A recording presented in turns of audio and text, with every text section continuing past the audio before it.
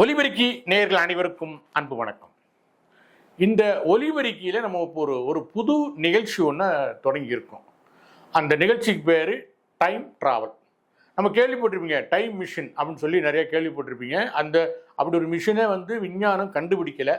இருந்தாலும் கற்பனையாக ஒரு டைம் மிஷின் ஒன்று இருக்குது. இந்த டைம் மிஷின் மூலமாக நம்ம கடந்த காலத்துக்கும் போகலாம், நிகழ்காலத்துக்கும் போகலாம்னு சொல்கிறாங்க. ஒரு கற்பனையான விஞ்ஞான மிஷின் வச்சுங்களேன். இந்த மிஷினை மையப்படுத்தி நிறைய படங்கள் வந்திருக்கு. ஹாலிவுட்டில் வாரத்துக்கு ஒரு படம் வரும். தமிழில் இன்று நேற்று நாளே அப்படிங்கிற படம் வந்துச்சு. அதுக்கப்புறம் கூட ஒரு சில டைம் டிராவல் படங்கள் வந்தது. ஆனால் இப்போ இந்த நிகழ்ச்சியில் நம்ம டைம் மிஷினை பயன்படுத்தி என்ன பண்ண போகிறோம்னா, பழைய காலத்துக்கு போக போகிறோம். சினிமா தொடங்கிய 1930 இருந்து 2025 வரைக்குமான படங்களுக்கு உள்ளே போய் என்னென்ன நடந்தது அப்படிங்கிறத சொல்ல போகிறோம். முதல் கட்டமாக பழைய படங்கள், பழைய பிளாக் அண்ட் ஒயிட் திரைப்படங்கள், ஊமை படங்கள்ல இருந்து அப்புறம் பேசும் படமாகி, அப்புறம் வண்ணப்படமாகி, சமூக படமாக இருந்து, புராண படமாக இருந்து, சமூக படமாகி, இன்னைக்கு கிரைம் த்ரில்லர் அது இதுன்னு ஹாரர்னு நிறைய வேரியேஷனான படங்கள் வர ஆரம்பிச்சிருச்சு. இப்போ நம்ம பழைய படங்களில் மறைந்திருக்கிற ரகசியங்கள், வெளிவராத உண்மைகள், மறைக்கப்பட்ட உண்மைகளை பற்றி இந்த நிகழ்ச்சியின் மூலம் நாம பேச போறோம். அப்படி ஒரு நிகழ்ச்சி தான் டைம் டிராவல். இந்த நிகழ்ச்சி நம்ம பார்க்க போறது 1946 வெளிவந்த விஜயலட்சுமி அப்படிங்கிற ஒரு படத்தை பற்றி. இந்த படத்தை பர்டிகுலரா இன்னைக்கு பேசுறதுக்கு காரணம் என்னன்னா, அது இன்றைய நிகழ்வோடு, இன்றைக்கு இப்பொழுது நடந்து கொண்டிருக்கிற நிகழ்வோடு பிரதமர் மோடி அவர்கள் எடுத்த பண மதிப்பிழப்பு நடவடிக்கையோடு தொடர்புள்ள ஒரு படம். 2016 நள்ளிரவில் திடீர்னு பிரதமர் மோடி தோன்றி நாளையிலிருந்து 500 ரூபா 1000 ரூபா நோட்டுகள் செல்லாது அப்படின்னு அறிவிச்சார். அவருக்கு வார்த்தை 2 வரியில அவர் பேசிட்டு போயிட்டாரு. ஆனால் 2 வருடங்கள் அதனால் மக்கள் பட்ட கஷ்டம் கொஞ்சம் நஞ்சம் அல்ல. ஏடிஎம் வாசலில் நீண்ட கியூவா நின்னதில் இருந்து, நாளைக்கு கல்யாணத்தை வச்சுட்டு இன்னைக்கு பணம் புரட்ட முடியாமல் தற்கொலை செய்து கொண்ட குடும்பங்கள் வரைக்கும் நிறைய சம்பவங்கள் இந்த 2 ஆண்டுகள் 2016 2018 வரைக்கும் பெரிய கொடுமையை நம்ம அனுபவிச்சோம் இந்த பண மதிப்பு இழப்பால். இதே மாதிரி 1946 அதாவது சுதந்திரம் பெறுவதற்கு 1 வருடத்திற்கு முன்பு ஆங்கில அரசாங்கம் டிமானிசேஷன் கொண்டு வந்தது, பண மதிப்பிழப்பு கொண்டு வந்தது. இது பல பேருக்கு தெரியாது. இது வரலாற்றில் மறைக்கப்பட்ட ஒரு உண்மை. எதுக்காக கொண்டு வரப்பட்டதுன்னா, ஆங்கிலேயம் முடிவு பண்றா, நாம இந்த நாட்டை விட்டு வெளியில போக போறோம், இந்த நாட்டில் எவன் தவறாக பணம் சேர்த்து வச்சிருக்கானோ அவங்ககிட்ட இருந்து பணத்தை வெளியில் கொண்டு வரணும் அப்படிங்கிற நோக்கத்துக்காக. இது காந்தியின் ஆலோசனைப்படி நடந்ததாக கூட சொல்வார்கள். ஆனால் அதற்கான வரலாற்று ஆதாரங்கள் இல்லை. 1946 அவங்க என்ன பண்ணாங்கன்னா, 500 ரூபா நோட்டு, 10,000 ரூபா நோட்டு, 5000 ரூபா நோட்டு இவை செல்லாது அப்படின்னு அறிவிச்சாங்க. நல்லா யோசனை பண்ணி பாருங்க. இன்னைக்கு கூட நம்ம நாட்டில் 10,000 ரூபாய் நோட்டு கிடையாது, 5000 ரூபாய் நோட்டு கிடையாது. ஆனால் ஆங்கிலேயர் ஆட்சி காலத்தில் 1946 10,000 ரூபாய் நோட்டு இருந்திருக்கு. இவன் என்ன பண்ண, பெரும் பணக்காரன் பெரும் கோடீஸ்வரங்கள்லாம் சேர்ந்து இந்த பணங்களை பதுக்கி வச்சிருக்காங்க. நாம நாளைக்கு இந்தியாவுக்கு சுதந்திரம் கொடுத்துட்டு போனதுக்கு பிறகு இந்த மக்களை அவங்க இந்த பணத்தை கொண்டு அடிமையாக்கலாம், கொடுமைப்படுத்தலாம் அப்படின்னு கருதி ஆங்கிலேயர்கள் 1 வருஷத்துக்கு முன்னாடி 1946 இந்த பணம் மதிப்பிழப்பு நடவடிக்கையை கொண்டு வராங்க.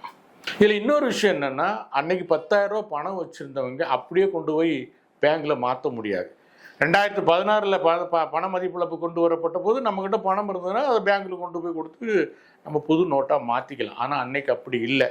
உங்கள்கிட்ட 10,000 ரூபா பணம் இருந்தா அந்த பணம் உங்களுக்கு எப்படி வந்துச்சு, எப்படி சம்பாதிச்சிங்க அப்படிங்கிற கணக்கு காட்டி, அதற்கான ஆதாரத்தை காட்டி தான் நீங்கள் அந்த 10,000 கொடுத்துட்டு அதற்கு பதிலாக மற்றொரு கரன்சியை மற்ற நோட்டுகளை நீங்கள் வாங்க முடியுங்கிற நிலைமை அன்னைக்கு இருந்தது.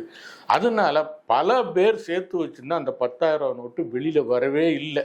அன்னைய மதிப்பீட்டுப்படி சில லட்சங்கள் தான் ரிட்டர்ன் ஆச்சு பேங்குக்கு அப்படின்னு சொல்லுவாங்க. இதனால அன்னைக்கு பாதிக்கப்பட்டது ஏழைகள் அல்ல. நல்லா கவனிக்கணும். 2016 கொண்டு வரப்பட்ட பண மதிப்பிழப்பு நடவடிக்கையால் எந்த பணக்காரனும் பாதிக்கப்படலை. பாதிக்கப்பட்டது எல்லாமே ஏழைகள் தான். ஆனால் 1946 கொண்டு வரப்பட்ட பண மதிப்பிழப்பு நடவடிக்கையால் பாதிக்கப்பட்டது பணக்காரன் மட்டும்தான். ஏன்னா அன்னைக்கு அவங்ககிட்ட தான் 10,000 நோட்டு இருந்துச்சு. அது ஒரு 10% பேர் தான். 10% பேர்கிட்ட தான் அந்த 10,000 நோட்டு இருந்துச்சு, 5,000 நோட்டு இருந்துச்சு. ஒரு 500 நோட்டு வேணா ஒரு நடுத்தர குடும்பத்தில் இருந்திருக்கலாம். ஏன்னா 500 இன்னைக்கு ஒரு 5 லட்சம் ரூபாய்க்கு ஈடான ஒரு மதிப்பு உள்ளது அந்த காலத்தில். சரியா? ஆக இப்படி பணக்காரர்களை முடக்குவதற்காக அவங்க இந்த பணமா வச்சிருக்காங்க இல்லையா, அதை ஒழிப்பதற்காக ஆங்கிலேயர்களால் கொண்டு வரப்பட்ட பண மதிப்பிழப்பு நடவடிக்கை உலகத்தில் யாருக்குமே தெரியாது. ஏன் அது வரலாற்றில் பெருசாக பேசப்படலன்னு தெரியலை. ஆனால் இதை ஒரு திரைப்படம் பேசியது. அதுதான் விஜயலட்சுமி. மோடி பண மதிப்பிழப்பு நடவடிக்கையை கொண்டு வந்த போது அதை மையமாக வச்சு நிறைய படங்கள் இந்தியில் தயாராச்சு, தமிழ்லையும் தயாராச்சு. கிட்டத்தட்ட ஒரு 50 படங்கள் வரைக்கும் அந்த மதிப்பிழப்பு பண மதிப்பிழப்பு சம்பந்தமாக படமானதாக சொல்லுவாங்க. தமிழ்நாட்டிலையும் தமிழ் படங்களும் நிறைய படங்கள் அந்த அந்த விஷயத்தை ஒட்டி வந்திருக்கு. ஆனால் முதல்வாக பண மதிப்பிழப்பு நடவடிக்கையுடைய பாதிப்பை சொன்ன படம் விஜயலட்சுமி. இந்த படத்தை அந்த காலத்தில் பெரிய தயாரிப்பாளர் இருந்த சி புல்லையா தயாரித்தார். அவர் ஆக்சுவலாக ஒரு தெலுங்கு தயாரிப்பாளர்.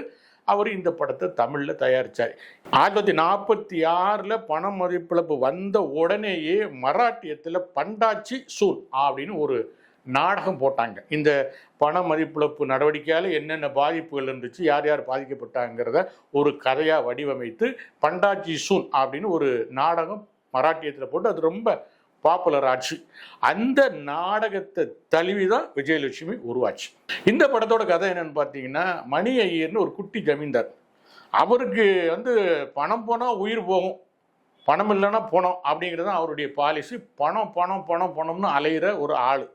அவர் என்ன பண்ணுவார், இந்த 10,000 நோட்டாக சேர்த்து இரும்பு பெட்டியில் வைப்பார். 10,000 நோட்டு, 5,000 நோட்டு, தங்க நகை, இது எல்லாத்தையும் இரும்பு பெட்டியில் போட்டு சேகரிச்சுட்டு வருவார்.